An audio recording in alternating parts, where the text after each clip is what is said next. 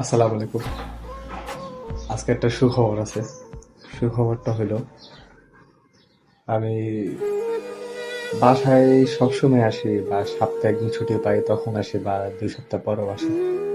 কিন্তু গত 1 মাস এর মধ্যে আমার বাপের সাথে দেখা হয়।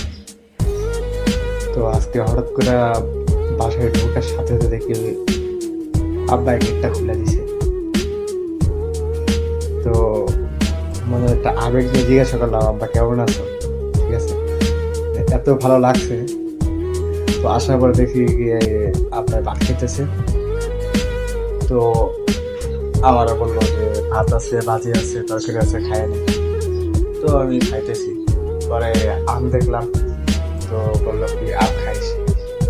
পরে তার ব্যাগের ভিতরে 2 আম ছিল। বলিস না, এই 2 আম ছিল। দেখছেন আমি তার কোনো সুন্দর পাকা আম। যে ব্যাগটা নিয়ে সে সবসময় অফিসে যাওয়া আসা করে, ব্যাগের ভিতর থেকে বের করে দেওয়া, বললো কি এই আম দুটো দিয়ে খাইস। তো আমি বললাম কি তুমি নিবা না, তোমার লাগবে না?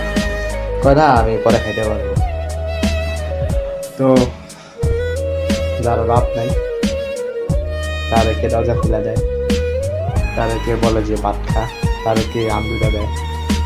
তো আলহামদুলিল্লাহ, হয়তো বাবার টাকা পয়সা নেই, মধ্যবিত্ত ঘরের সন্তান, কিন্তু বাপ তো আছে, এটাই অনেক ভালো।